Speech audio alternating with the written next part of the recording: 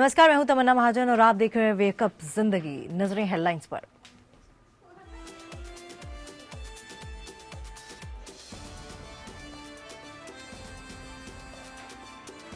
और लगातार नए नोटों को पाने के लिए लगातार चौथे दिन भी करनी पड़ रही है लोगों को मशक्कत।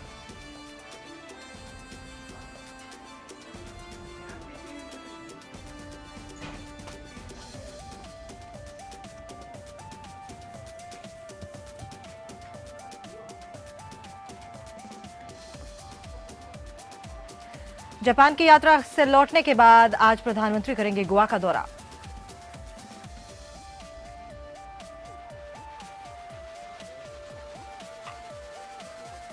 लखनऊ में समाजवादी पार्टी के संसदीय बोर्ड की अहम बैठक आज 23 नवंबर को मुलायम सिंह यादव की होने वाली रैली की तैयारी को लेकर होगी चर्चा। गठबंधन और चुनाव प्रचार की भी बनेगी रणनीति।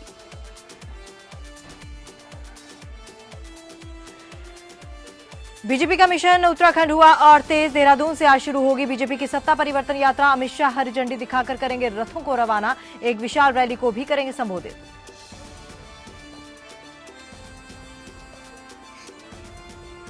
पाकिस्तान में बलूचिस्तान की शाह नूरानी दरगाह में जबरदस्त धमाका। 90 लोगों की मौत, 100 से अधिक घायल। मरने वालों में बच्चे और महिलाएं भी शामिल। धमाके के वक्त 500 से ज्यादा लोग थे मौजूद।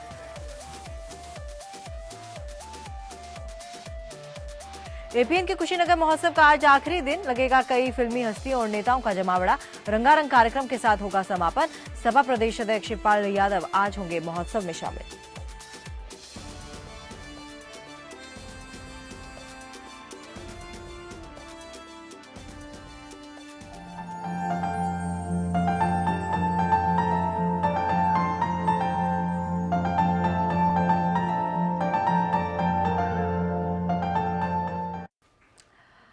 तो देश में 500 और 1000 रुपए के पुराने नोट बंद किए जाने के बाद के हालातों से लोगों को भारी मुश्किलों का सामना करना पड़ रहा है। आज एटीएम खुलने का तीसरा दिन है। शुक्रवार और शनिवार को मची अफरा तफरी के बाद आज भी एटीएम मशीनों पर भारी भीड़ उमड़ी है। दिल्ली, एनसीआर और मुंबई समेत देश के तमाम शहरों में बैंक और एटीएम खुलने से पहले ही लोगों की लंबी कतारें लगना शुरू हो गई हैं। अजीब अफरा तफरी का माहौल बना हुआ है। सरकार ने 14 नवंबर तक पेट्रोल पंप, हॉस्पिटल्स और रेलवे बुकिंग में 500 और 1000 के नोट स्वीकार करने की अनुमति दी है, लेकिन कई दिनों से जारी परेशानी के बीच लोगों के सामने नकदी का संकट आ गया है। लोगों को अब दैनिक जरूरतों के उन सामानों की खरीदने में परेशानी हो रही है जो वो रोजमर्रा की जिंदगी में इस्तेमाल करते हैं। भीड़ की वजह से लोग एटीएम या बैंक से पैसा नहीं निकाल पा रहे हैं और उनके पास की जमा पूंजी कैश अब खत्म होने पर है।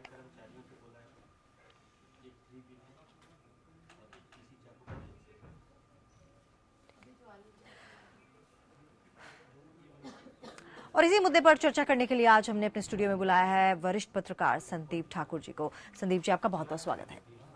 तो संदीप जी, पहला सवाल वही, आज तीसरा दिन है और कल रात भर लंबी कतारें देखने को मिली। हम बार बार यही बात कर रहे हैं कि शायद कहीं ना कहीं कमी रह गई, बंदोबस्त में कमी रह गई, लेकिन कल जिस तरह से अरुण जेटली ने बताया कि इस तरह की कोई कमी नहीं रही है, कहीं ना कहीं उनकी ये बात सही नहीं लगी।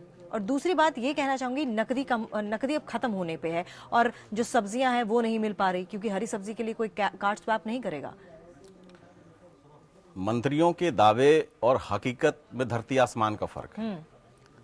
दावे चाहे वो जो भी करें, आप एयर कंडीशनड कमरे में बैठ के जो भी दावे करें। देखिए, मेरा उद्देश्य जो है, जो मैं टिप्पणी कर रहा हूं, ये नहीं है कि और पैनिक फैले, लेकिन जो हकीकत है जिससे रोज कमाने खाने वाले को फेस टू फेस होना पड़ रहा है, वो बहुत ही कड़वी है।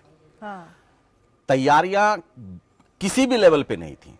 बेशक नोट हो सकता है सरकार के पास पड़े हों, लेकिन उसको पहुंचाने का कश्मीर से कन्याकुमारी तक, ये इतना बड़ा देश है, इसमें इतना बड़ा तंत्र है। सरकार का तंत्र इतना मजबूत तो नहीं है कि वो नोट एक छोर से दूसरी छोर तक पहुंचा दे। ये जो हम बात कर रहे हैं या देख रहे हैं, ये विजुअल हम राजधानी की देख रहे हैं, दिल्ली की। आप ये कल्पना सहज कर सकते हैं कि और देश के रिमोट इलाके में क्या हो रहा होगा। बिल्कुल। और कल वित्त मंत्री की जो प्रेस कॉन्फ्रेंस थी, उन्होंने 3 दिन के बाद इस बात को माना। अगर आप प्रधानमंत्री जी को जिन्होंने सुना होगा, उन्होंने क्या कहा था कि 1 दिन बैंक बंद होंगे और 2 दिन एटीएम बंद होंगे, उसके बाद जो चाहे अपना पैसा निकाल सकता है। तो लोगों को लगा ठीक है, कोई बात नहीं, बहुत अच्छा है, बहुत अच्छा फैसला है। फैसला वाकई अच्छा है, लेकिन उसको लागू गलत तरीके से किया गया है, बिना किसी तैयारी के। अब एटीएम में टेक्निकल प्रॉब्लम्स आ रही हैं, क्योंकि एटीएम जो बने हैं वो पुराने नोटों के साइज के हिसाब से बने हैं, और उस एटीएम को नए नोट के हिसाब से बनाना पड़ेगा। अब पूरे देश में 2 लाख से ज्यादा एटीएम है। मैंने कैलकुलेशन किया था, तो वो कैलकुलेशन में ये आया कि अगर 10,000 इंजीनियर दिन रात काम करें तो एटीएम को पूरी तरीके से फंक्शनल बनाने में 15 दिन से ज्यादा वक्त लगेगा। और यही बात वित्त मंत्री ने भी कही है कि भाई 2 से 3 हफ्ते लगेंगे सामान्य होने में एटीएम को।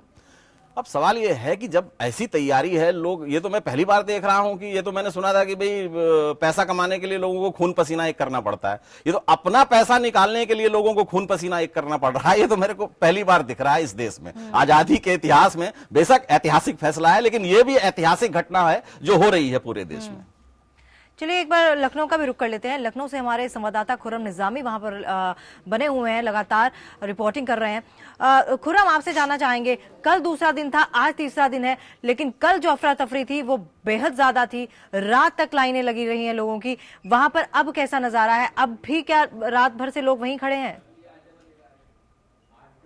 देखिए, नज़ारा कल देखने को मिला था, कमोबेश वो नज़ारा आज देखने को मिलेगा, या हो सकता है ज़्यादा देखने को मिला, क्योंकि आज संडे है और सबकी आज छुट्टी है और सब आज एटीएम का रुख करेंगे। कल आलम ये था कि रात के 9:30-10 बजे तक की एटीएम के बाहर लाइन लगी थी। गार्ड ये कह रहा था कि पैसा नहीं है, शायद रिफिल हो जाए, और शायद इस उम्मीद पर लोग खड़े रहे 2 घंटा 3 घंटा कि रिफिल हो जाए और उनको पैसा मिल जाए, क्योंकि मालूम था कि संडे को, क्योंकि आप देखिए जब आप लाइन में खड़े होते हैं और आप बहुत करीब होते हैं तो आप उस लाइन से हटना नहीं चाहते। अगर आपसे कहा जाए कि 1 से 1.5 घंटे के बीच में वो चीज़ आपको मिल जाएगी जो आप जिसका आप इंतजार करें, जिसके लिए आप लाइन में खड़े हैं, कोई नहीं चाहता वो लाइन में पीछे जाए। सुबह का आलम यह है कि मैं सुबह जब ऑफिस से आया, ऑफिस पहुंचा हूं, तो तकरीबन 10 से 12 एटीएम मैंने खुद चेक किए। वहाँ 2 से 3 लोग वहाँ अंदर मौजूद थे, लेकिन वहाँ एटीएम में कैश नहीं था, आउट ऑफ कैश एटीएम बता रहा था। और लोग का यही कहना था कि अगर ये सुबह से, अगर रात में रिफिल करने की व्यवस्था की जाती या सुबह 7 बजे से एटीएम शुरू कराने की व्यवस्था होती तो शायद कुछ राहत मिलती। जो मॉर्निंग वॉक पे निकलते वो पैसा निकाल लेते, लेकिन दिक्कत क्या है कि रिफिल कराने का जो प्रोसेस है बहुत धीमा है। बिल्कुल, एटीएम में पैसा भरता है, लोग निकालते, एटीएम खाली हो जाता है, लेकिन दोबारा एटीएम कब भरेगा ये किसी को नहीं मालूम। यही बड़ी दिक्कत है। और आज संडे है, आज बड़ी दिक्कत है क्योंकि आज सबकी छुट्टी है, बैंक खुले हुए हैं, बैंक लोग जाएंगे, एटीएम जाएंगे, तो भारी कतारें, लंबी कतारें आज भी आपको देखने को मिल सकती है। हालात बस से बदतर होते जा रहे हैं, इसमें कोई दो राय नहीं है। बिल्कुल। चलिए खुर्रम, आप हमारे साथ बने रहिए।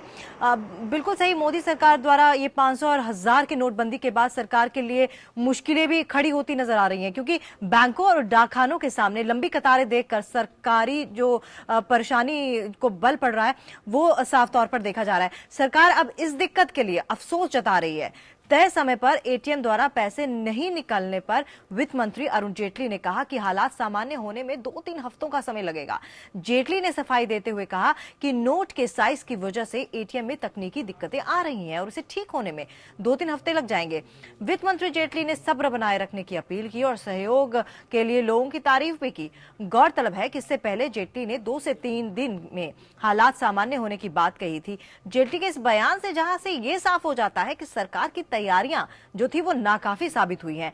फैसला शायद हड़बड़ी में कहीं ना कहीं जरूर लिया गया है।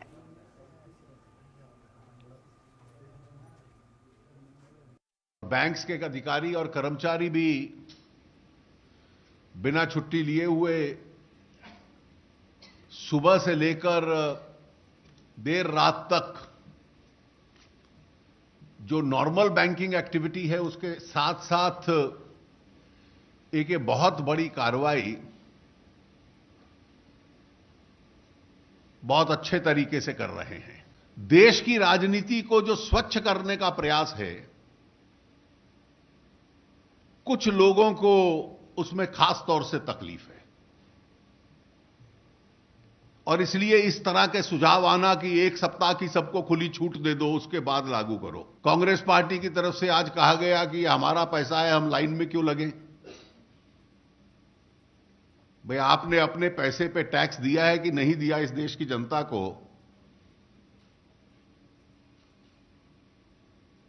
ये तो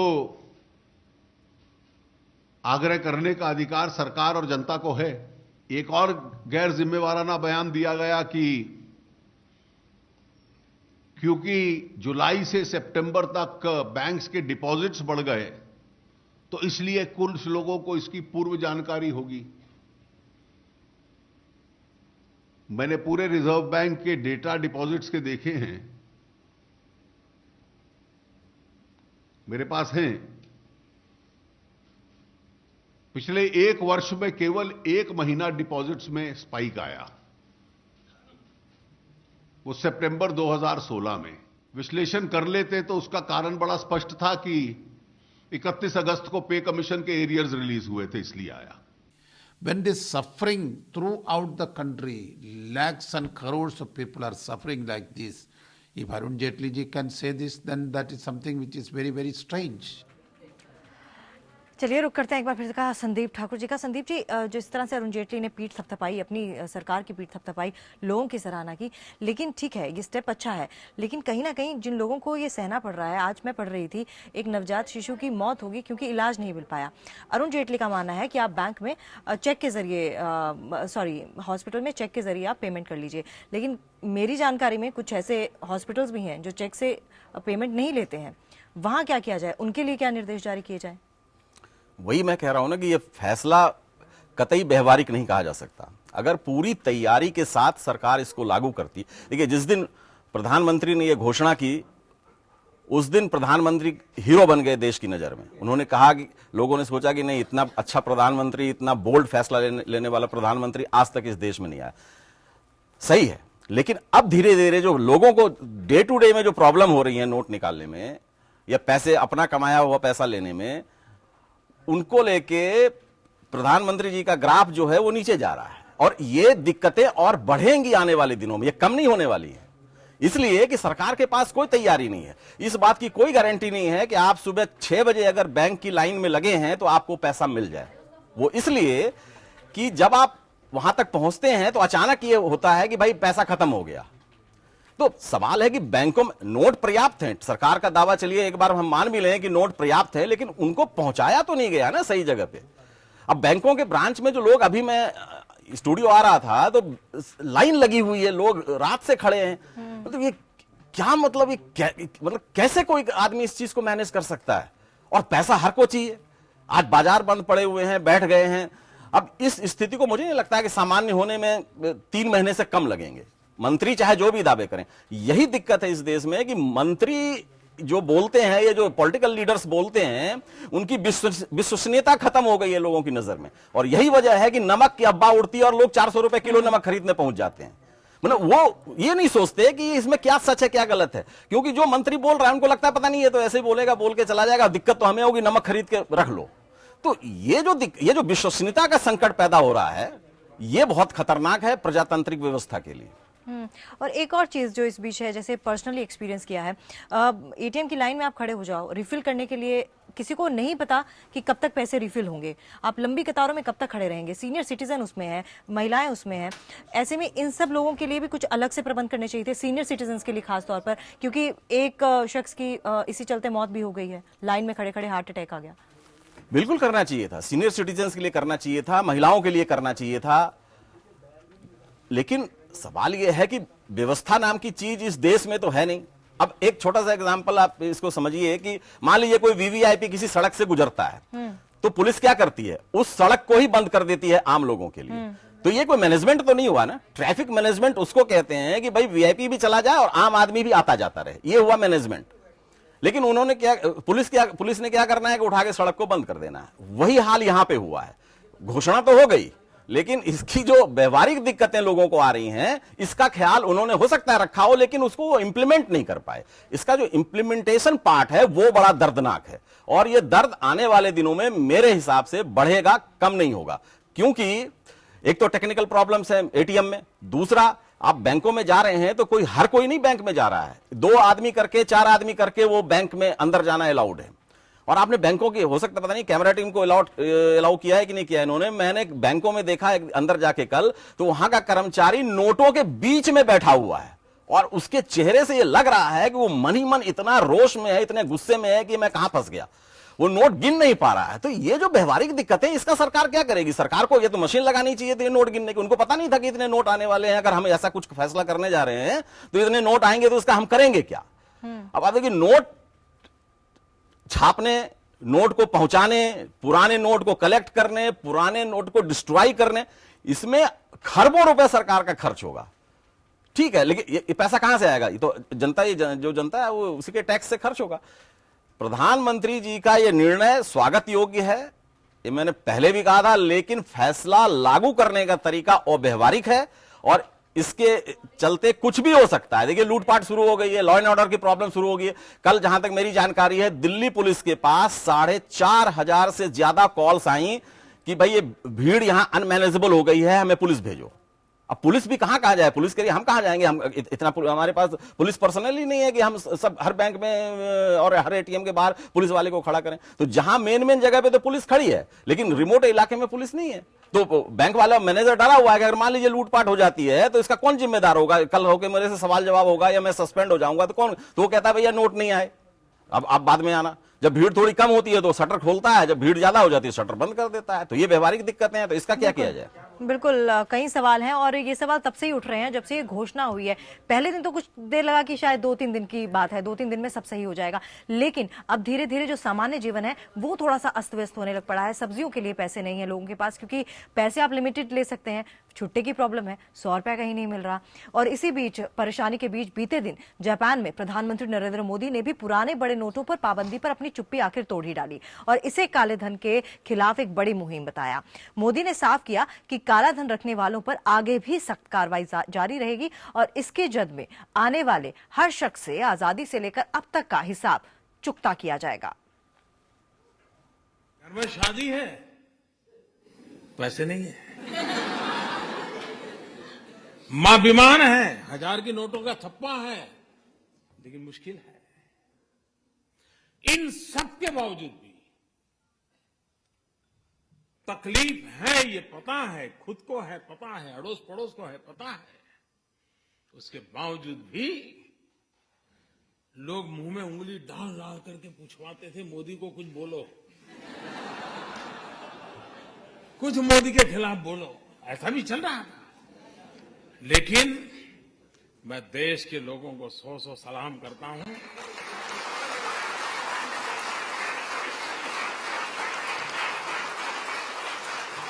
कोई 4 घंटे लाइन में खड़ा रहा, कोई 6 घंटे खड़ा रहा, लेकिन तकलीफ झेली, लेकिन देश के हित में इस निर्णय को वैसे ही स्वीकार और स्वागत किया है जैसे 2011 में जापान के हर नागरिक ने करके दिखाया। और लोगों की मुश्किलों और सरकार की सफाई के बीच सियासत भी तेज होती जा रही है। विपक्ष लगातार मोदी सरकार के फैसले पर निशाना साधने में जुटा है। पश्चिम बंगाल की मुख्यमंत्री ममता बनर्जी ने सरकार से अपने फैसले को बदलने की मांग की है और कहा है कि लोगों को हो रही दिक्कतों की वजह से सरकार को नोटों पर पाबंदी का फैसला बदल लेना चाहिए। इसके लिए ममता सीपीआई के साथ मिलकर सरकार पर दबाव बनाने को भी तैयार है। दूसरी ओर कांग्रेस ने साफ कर दिया है कि संसद के आने वाले शीतकालीन सत्र में वो बैंक और एटीएम को लेकर जारी लोगों की समस्या को संसद में उठाएगी। कौन कह रहा है कि भाई आप अगर डिमोनेटाइजेशन करते हैं, काले धन को रोकने के लिए मत करो, अगर कोई बोलता है? कोई भी नहीं बोल रहा। लेकिन जो मेथड आपने अडॉप्ट किया है और जो जिस ढंग से इसको विचार करके लागू करना चाहिए था, वो आपने उसको संपूर्ण उस तरफ ध्यान नहीं दिया। तो एक बार फिर से रुक करते हैं संदीप ठाकुर जी का। संदीप जी, हर कोई अपनी राजनीति चिपकाने में इस वक्त तो लगा हुआ है, लेकिन ये चीज़ बहुत ज़रूरी है। अब जिस तरह से पार्टीज़ का ये कहना है कि जो 2014 में जब प्रधानमंत्री मोदी प्रधानमंत्री नहीं बने थे, उससे पहले की चीज़ें, कितने चुनाव में पैसे लगे हैं, उस चीज़ की भी जांच कराई जाए।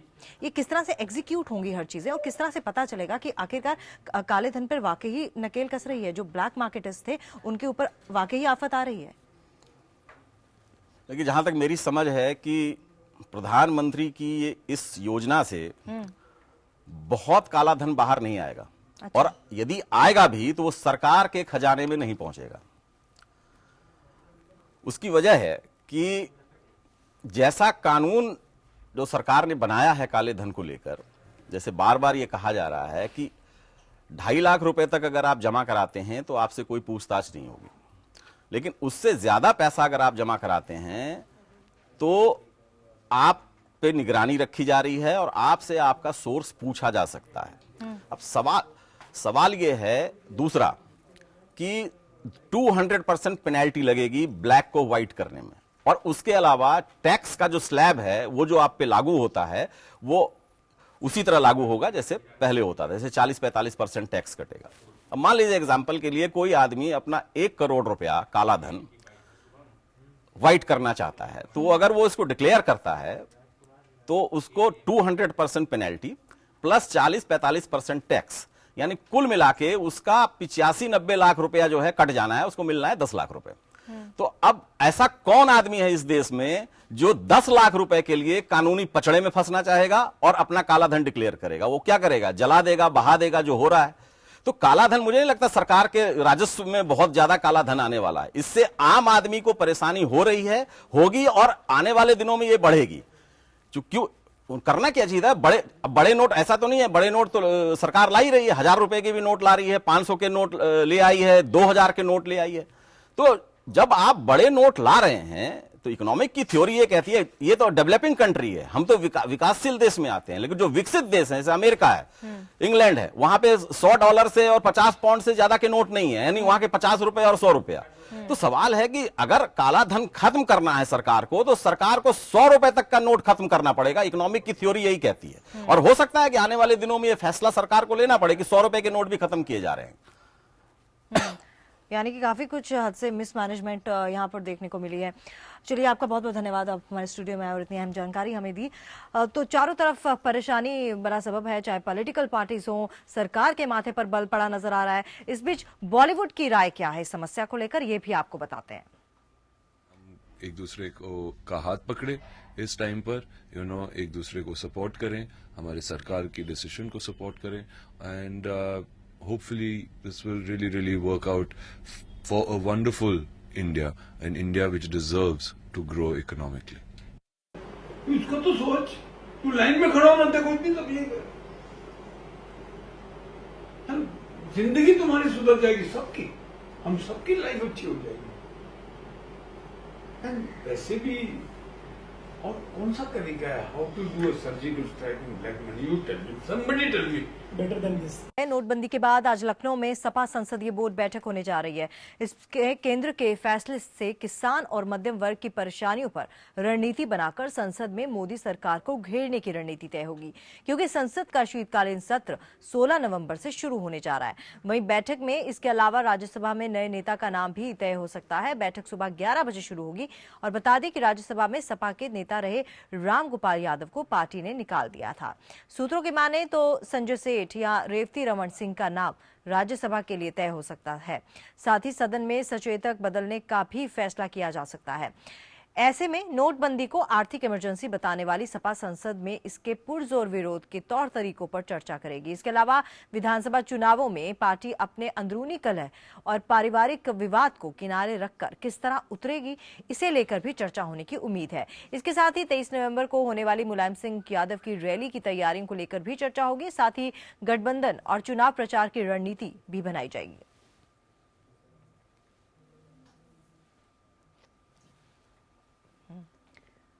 और एक बार फिर से रुक करते हैं हमारे संवाददाता लखनऊ से खुर्रम निजामी का। खुर्रम, आज किन किन चीजों पे अहम फैसले लिए जा सकते हैं? देखिए, आज जो समाजवादी पार्टी जो पार्लियामेंट्री बोर्ड की बैठक होनी है, जिसमें शिवपाल सिंह यादव, मुलायम सिंह यादव अध्यक्षता करेंगे, अखिलेश यादव भी मौजूद रहेंगे, उसमें जो सबसे बड़ा एजेंडा होगा वो ये होगा कि जो नोटबंदी को लेकर जो मुलायम सिंह यादव ने कहा था कि 16 नवंबर को वो इस चीज़ को लेकर सत्ता पक्ष को घेरेंगे, बाकी दलों को साथ लेकर के, तो इस पर रणनीति बनेगी।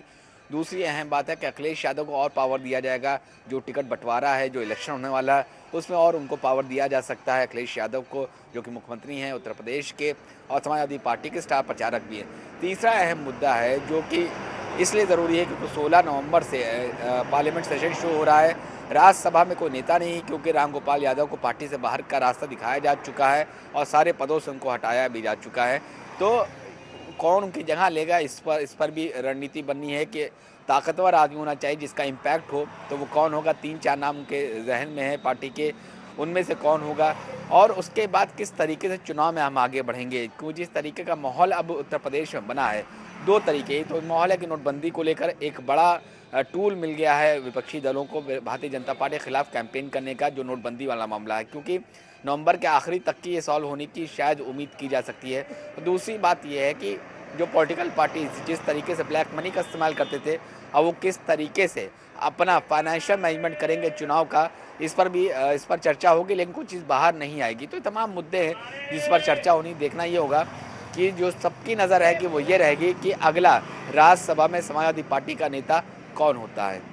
तमन्ना। और खुरम, एक और चीज़, जैसे शीतकालीन सत्र अब शुरू होने वाला है, ऐसे में ये रणनीति भी बननी तय है कि आखिरकार मोदी सरकार को किस तरह से घेरा जाए, क्योंकि मुद्दे तो हैं ही अभी। बिल्कुल, देखिए रणनीति बनानी है और सब बना रहे हैं, क्योंकि एक ऐसा मुद्दा मिला है जो सीधे आम जनता से जुड़ा हुआ है, और जिस वक्त 16 नवंबर को जब इस मुद्दा उठेगा पार्लियामेंट में, तो बाहर आम जनता की भीड़ आपको एटीएम और बैंकों में नज़र आएगी। तो कनेक्ट करना बड़ा आसान हो गया है विपक्षी दलों को। और जो बार बार कह रही है भारतीय जनता पार्टी, चाहे अरुण जेटली हो, चाहे उनके स्पोक्समैन हो, बार बार ये कह रही है कि थोड़ी दिनों का मामला है, आप थोड़ा सब्र करिए, सब कुछ हालात सामान्य हो जाएंगे। तो जब तक 16 नवंबर आएंगे तब तक वो वक्त निकल चुका होगा। तो इसका जवाब भी देना होगा अरुण जेटली को हाउस के अंदर, पीएम मोदी को हाउस के अंदर, कि जो आपने बात कही थी उस पर आप खरे क्यों नहीं उतरे। जो बात बिल्कुल साफ है, देखिए छोटे नोट भले ही चलन में है लेकिन बाजार में नहीं। उसकी वजह बड़े सिंपल सी है कि हम एटीएम से 2000 रुपये निकाल सकते हैं, 100 की नोट ही निकाल सकते हैं, और उसको हम कम खर्चा करते हैं। क्यों? अगला हम कब निकाल पाएंगे और क्या आगे स्थिति बनेगी, क्योंकि डर का मामला है, संशय का मामला है। दूसरी बात, अगर हम बैंक जाते हैं और 10,000 रुपये निकालते हैं तो ज़्यादातर अंदर से 2-2 हज़ार के 5 नोट दे दिए जाते हैं, जो कि बाहर उसका खुला करने में बेहद दिक्कतों का सामना करना पड़ा। या तो आप 2000 पूरा खर्च कर दीजिए, या फिर आप उसको उधारी खाते में चढ़ा दीजिए कि 2000 जमा कर दीजिए, उसके बाद लीजिए। ये तमाम मैकेनिज्म निकाले गए हैं, लेकिन जो दिक्कत आ रही है वो ये आ रही है कि लिक्विडिटी की जो है प्रॉब्लम आम जनता के पास वो तकरीबन ख़त्म हो चुकी है। आम जनता को समझ से बाहर है कि अगर कोई इमरजेंसी का आज मौका आता है तो हम कैसे डील करेंगे। हालांकि स्टेप्स उठाए जा रही है सेंट्रल गवर्नमेंट की तरफ से, लेकिन स्टेप्स को नाकाफी बताया जा रहा है। वजह यह है कि व्यवहारिक तौर पर देखा जाए तो जो स्टेप उठाया जा रहा है वो पहले भी उठाया जा सकते हैं। मसलन 3 दिन का इस विंडो और खोल दी गई कि आप 3 दिन और एक्सचेंज करा सकते हैं पुराने नोट को नए नोट से।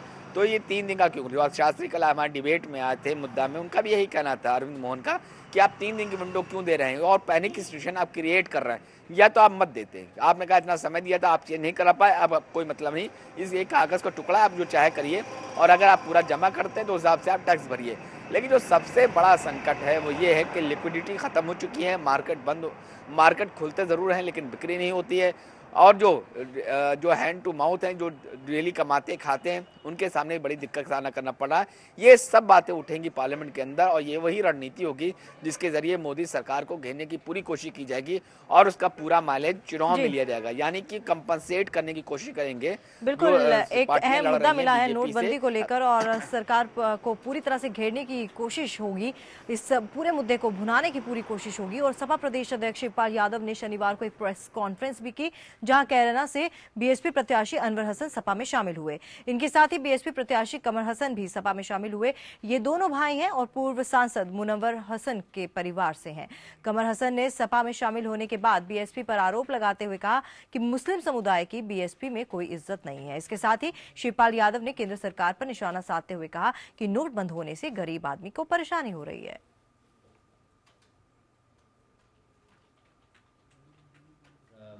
श्री अनवर हसन प्रत्याशी बीएसपी कैराना, तो ये बीएसपी छोड़कर समाजवादी पार्टी ज्वाइन कर रहे हैं।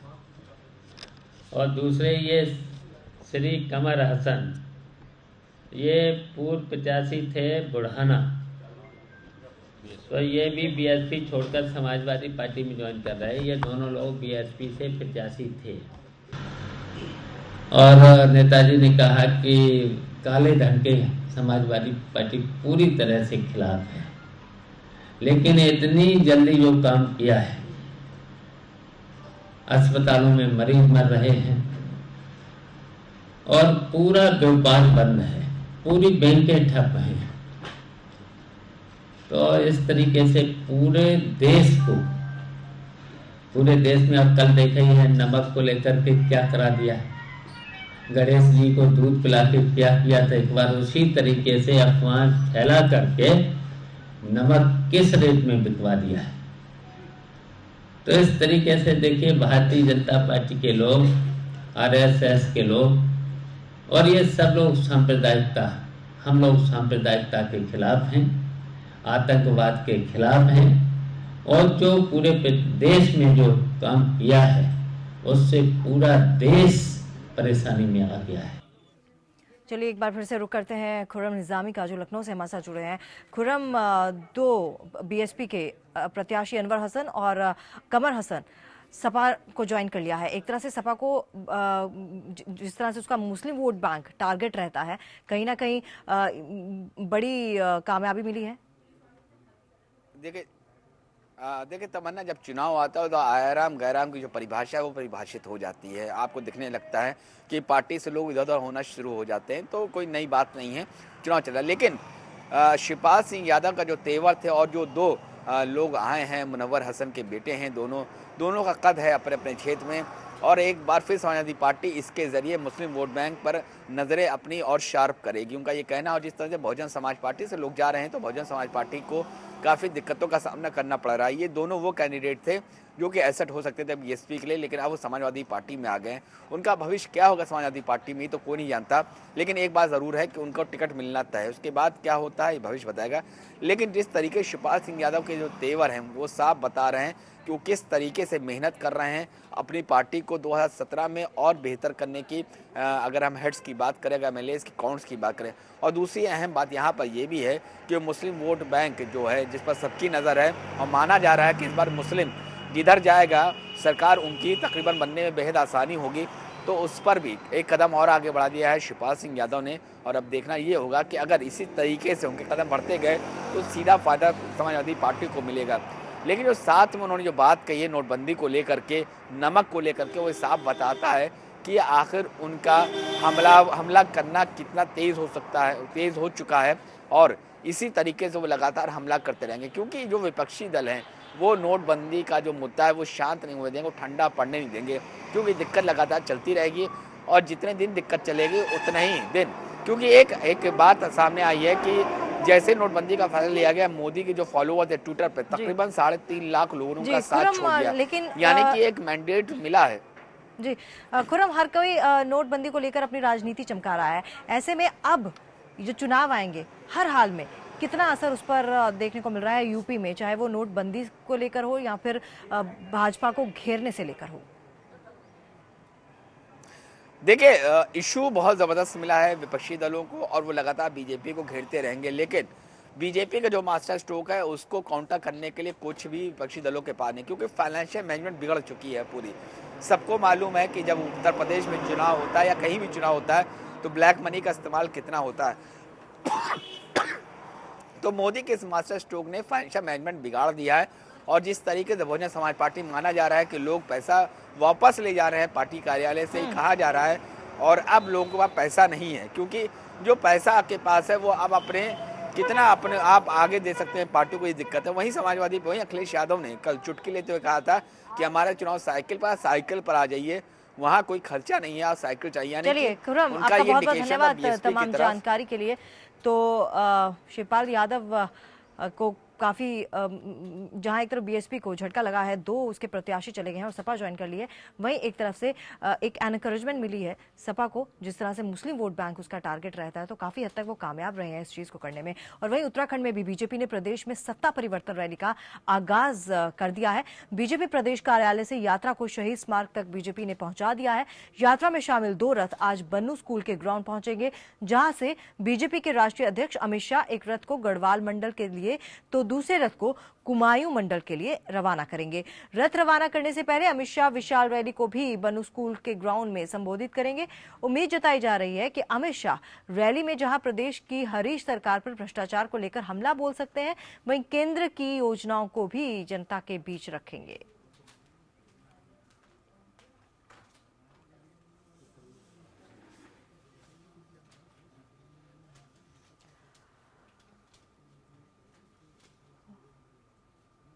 और बीजेपी की परिवर्तन रैली की तैयारियों पर और अपडेट के साथ सीधे देहरादून से जुड़ रहे हैं हमारे सहयोगी मनीष डांगवाल। मनीष, ताजा अपडेट।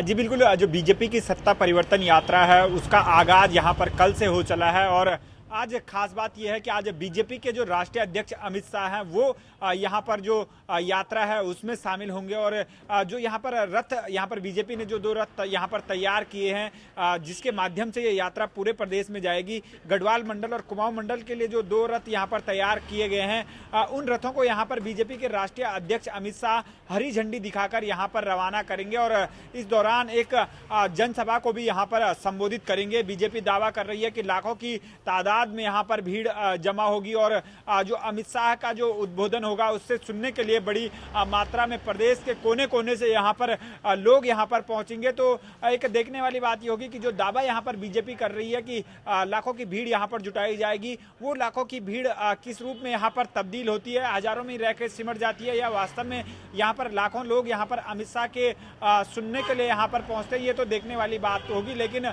जिस अंदाज में भाजपा ने अपनी सत्ता परिवर्तन यात्रा का आगाज यहाँ पर कर दिया है उससे बीजेपी ने साफ कर दिया है कि जो हरीश रावत की जो सरकार की जो पोल है वो उसे जनता के बीच जाकर यहाँ पर खोलेंगे और जो केंद्र सरकार की जो 2 साल की उपलब्धियां हैं उनको लेकर वो यहाँ पर जनता के बीच यहाँ पर जाएंगे। और आज से इस यात्रा का जो चरण है, दूसरा चरण हम कहेंगे कि विधिवत रूप से इसका आगाज हो जाएगा, क्योंकि आज से जो बीजेपी के जो राष्ट्रीय अध्यक्ष अमित शाह हैं वो इस यात्रा को यहाँ पर रवाना करने वाले हैं। और अगर यात्रा की खास बात देखें तो जो यात्रा का जो मुख्य मकसद किया गया है वो जो वर्तमान की प्रदेश कांग्रेस सरकार है उसे उखाड़ फेंकने का दम यहाँ पर बीजेपी भर रही है कि जो 2017 का विधानसभा चुनाव होगा उसमें सरकार की नाकामियों को जनता के बीच रखेंगे और जनता का मन यहाँ पर सत्ता परिवर्तन करने के लिए मनीष बने रहिए हमारे साथ, दोबारा आपके पास लौटेंगे। वहीं गैरसैंण में 17 और 18 नवंबर को होने वाले विधानसभा सत्र की तैयारियां सरकार ने शुरू कर दी हैं। विधानसभा अध्यक्ष गोविंद सिंह कुंजवाल भी खुद सत्र की तैयारियों पर नजर बनाए हुए हैं। सत्र से पहले कल विधानसभा में विधानसभा अध्यक्ष गोविंद सिंह कुंजवाल ने सर्वदलीय बैठक भी बुलाई, जिसमें संसदीय कार्य मंत्री इंदिरा हृदयेश, नेता प्रतिपक्ष अजय भट्ट मौजूद रहे। विधानसभा अध्यक्ष गोविंद सिंह कुंजवाल ने जहां बैठक में सभी दलों से सत्र को सुचारू रूप से चलाने की मांग की है, वहीं विपक्ष ने बैठक में सरकार से गैरसैंण पर स्थिति स्पष्ट करने की मांग की है। तो संसदीय कार्य मंत्री इंदिरा हृदयेश का कहना है कि विपक्ष को जो भी मुद्दे उठाने हैं वो सदन में उठाए, सरकार जवाब देने को एकदम तैयार है। और इस खबर पर भी ज्यादा जानकारी के लिए हमारे सहयोगी मनीष डंडवाल सीधे देहरादून से। Manish, over to you.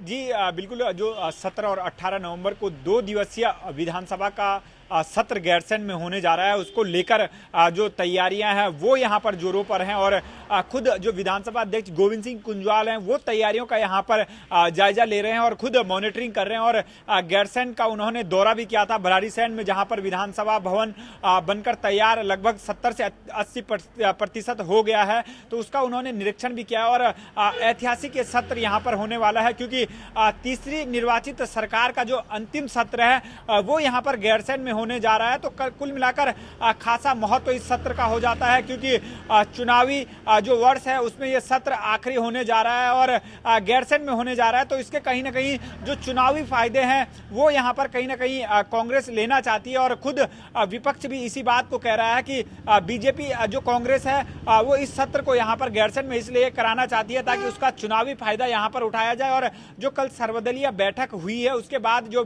नेता प्रतिपक्ष अजय भट्ट है सीधे तौर से यहाँ पर कह रहे हैं कि बिना कोई एजेंडा तैयार किए हुए सर्वदलीय बैठक बुलाई गई थी और जिससे साबित होता है कि सरकार के पास गैरसैंण में सत्र कराने का जो एजेंडा है वो तय नहीं है। क्या कुछ वहां पर विधेयक होंगे या क्या कुछ कामकाज वहां पर होगा, इसका ब्यौरा अभी सरकार के पास नहीं है। तो सीधे तौर से यहाँ पर चुनावी फायदा यहाँ पर कराने के लिए सरकार ये पर सत्र बुला रही है। और खास बात यह है कि बीजेपी ने अब अपनी स्थिति साफ कर दी है कि वो यहाँ पर सत्र का हिस्सा होगी, क्योंकि बीजेपी पहले ये कह रही थी कि उनकी जो अंतरात्मा है वो सत्र में जाने की नहीं कह रही है, क्योंकि जो अध्यक्ष विधानसभा अध्यक्ष गोविंद सिंह कुंजवाल है वो अध्यक्ष मानने के लिए उन्हें तैयार नहीं थे। लेकिन अब यहाँ पर नेता प्रतिपक्ष अजय भट्ट का साफ तौर से कहना है कि कुर्सी पर बैठे हुए हैं, इसलिए वो अध्यक्ष मानने को अब तैयार हैं और सत्र का हिस्सा यहाँ पर बीजेपी बनेगी। और सत्र में किस तरीके से बीजेपी सरकार को सदन के भीतर घेरेगी, इसको लेकर बीजेपी जो 16 तारीख को शाम 3 बजे से यहाँ पर विधानमंडल दल की यहाँ पर बैठक बुलाई गई है और क्या कुछ रणनीति उस बैठक में सरकार को घेरने को लेकर बीजेपी बनाती है, ये तो देखने वाली बात होगी। लेकिन जो स्पष्ट यहाँ पर रुख बीजेपी का है वो सीधे तौर से गैरसैंण को लेकर है कि आखिरकार सरकार की मंशा गैरसैंण को लेकर क्या है। ये बीजेपी ने सर्वदलीय बैठक में भी यहाँ पर मुद्दा उठाया और सीधे तौर से जो बीजेपी यही कह रही है कि गैरसैंण को लेकर सरकार को अपना रुख स्पष्ट करना चाहिए। बिल्कुल, सरकार को अपना रुख स्पष्ट करना होगा। और तमाम जानकारी के लिए मनीष आपका बहुत बहुत धन्यवाद। अब रुक करते हैं झारखंड की अहम खबरों की और सीधे रांची से जुड़ रहे हैं हमारे सहयोगी रफी शामी। रफी, क्या क्या अहम खबरें हैं आज झारखंड की?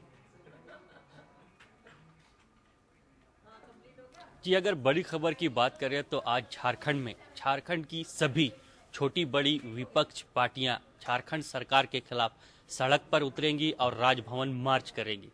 जैसा कि झारखंड में रघुवर सरकार ने छोटा नागपुर काश्तकारी अधिनियम CNT और संथाल परगना टेंडेंसी अधिनियम SPT एक्ट में संशोधन की बात की है, जैसा कि उन्होंने TAC से इसे पास कर लिया है और अब विधानसभा के पटल पर रखकर इसे पास करने की तैयारी में है। इसके विरोध में काफी दिन पहले से ही विपक्ष पार्टियां झारखंड में सरकार के इस फैसले का विरोध कर रही है। राज्य के आदिवासी इस फैसले का विरोध कर रहे हैं, मूलवासी इस फैसले का विरोध कर रहे हैं। इसी के मद्देनजर आज झारखंड की सभी छोटी बड़ी विपक्ष पार्टियां एकजुट होकर आज सड़क पर उतरेगी और राजभवन मार्च करेगी। उनके साथ साथ राज्य के कई आदिवासी संगठन शामिल होंगे, मूलवासी संगठन शामिल होंगे और राजभवन मार्च करने के बाद राज्यपाल को ज्ञापन सौंपा जाएगा, जिनमें ये कहा जाएगा कि झारखंड सरकार जिस तरह से CNT SPT एक्ट में संशोधन करने की कोशिश कर रही है उसे रोका जाए। लगातार CNT SPT एक्ट का विरोध, संशोधन का विरोध झारखंड में देखने को मिल रहा है और लगातार आए दिन विपक्ष पार्टी हो या आदिवासी संगठन हो, मूलवासी संगठन हो, पुरजोर आंदोलन कर रहे हैं, विरोध कर रहे हैं, जिस कड़ी में आज सड़क पर उतरेंगे विपक्ष और राजभवन मार्च करेंगे। बताना चाहूंगा कि पूरे झारखंड में इस मसले को लेकर के सरकार के खिलाफ विरोध देखने को मिल रहा है, सरकार के खिलाफ नाराजगी देखने को मिल रही है। वहीं दूसरी तरफ सरकार पूरी तरह से डटी हुई है, पूरी तरह से चाह रही है कि CNT SPT एक्ट में कुछ संशोधन हो। हालांकि सरकार का कहना है कि झारखंड के विकास के लिए एक्ट में संशोधन जरूरी है, जिसके मद्देनजर संशोधन किया जा रहा है। लेकिन सरकार की इन बातों से अनजान या फिर कह सकते हैं सरकार की इन बातों को ना मानने की कसम खाए हुए विपक्ष और राज्य के आदिवासी संगठन और मूलवासी संगठन लगातार सरकार का विरोध कर रहे हैं और हाल में इस एक्ट को लागू नहीं होने देने या इस एक्ट में संशोधन नहीं करने की मांग कर रहे हैं। अगर दूसरी बड़ी खबर की बात करें तो जैसा कि 15 नवंबर को झारखंड स्थापना दिवस है, इसको लेकर के झारखंड सरकार ने पुरजोर तैयारी की है। रांची के ऐतिहासिक मोरहाबादी मैदान को पूरी तरह से सजा दिया गया है और मुख्यमंत्री द्वारा ये बातें सामने आई है कि इस स्थापना दिवस को ऐतिहासिक ढंग से मनाया जाएगा। स्थापना दिवस में झारखंड के जो बुद्धिजीवी है, झारखंड के लिए जिन्होंने कुर्बानी दी है, झारखंड के लिए जो सहयोग करते चले आ रहे हैं, उनको सम्मानित किया जाएगा। काफी बेहतर ढंग से और काफी बड़े पैमाने पर स्थापना दिवस मनाई जाएगी, जिसको लेकर के पुरजोर तैयारी चल रही है। चलिए रफी, आपका बहुत बहुत धन्यवाद जानकारी के लिए और खबरें बताने के लिए। रुक करते हैं पड़ोसी देश पाकिस्तान का। जी हां, पाकिस्तान के शाह नूरानी दरगाह में शनिवार को हुए धमाके में 90 लोगों की मौत हो गई और 100 लोग घायल हो गए। हमले की सूचना मिलते ही पुलिस और राहत टीम मौके पर पहुंची और घायलों को अस्पताल पहुंचाने का काम शुरू कर दिया। पाकिस्तानी मीडिया से मिली खबरों के मुताबिक बलूचिस्तान प्रांत में खूजदार जिले के शाह नूरानी दरगाह में एक धमाके को अंजाम दिया गया। इस धमाके में 90 लोगों की मौत हो गई और 100 लोग घायल हो गए हैं। मरने वालों में बच्चे और महिलाएं भी शामिल हैं। फिलहाल किसी आतंकी संगठन ने इस हमले की जिम्मेदारी नहीं ली है। बताया जा रहा है कि धमाके के वक्त दरगाह परिसर में करीब 500 लोग मौजूद थे।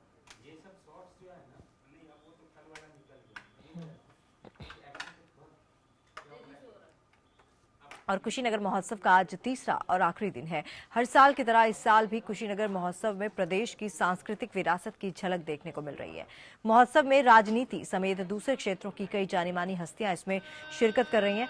समारोह के दौरान कई हस्तियों को उत्तर प्रदेश रत्न सम्मान से भी नवाजा जाएगा। आज महोत्सव में कई फिल्मी हस्तियों के साथ नेताओं का जमावड़ा लगेगा। आज कार्यक्रम का समापन रंगारंग कार्यक्रम के साथ होगा। कार्यक्रम के आखिरी दिन आज सपा प्रदेश अध्यक्ष शिवपाल यादव कुशीनगर महोत्सव में शामिल होंगे। बता दें आपको, कुशीनगर महोत्सव का आयोजन एपीएन की तरफ से किया गया है।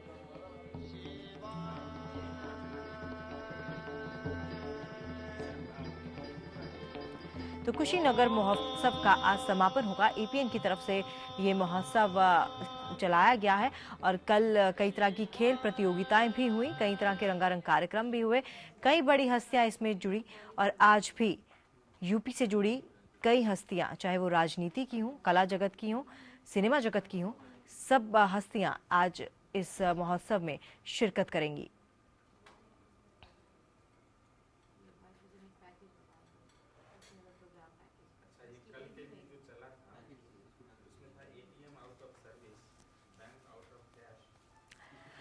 तो वेकअप जिंदगी में आज मेरे साथ इतना ही। कल फिर से आपसे मुलाकात होगी। तब तक के लिए अपना ख्याल रखिएगा। नमस्कार।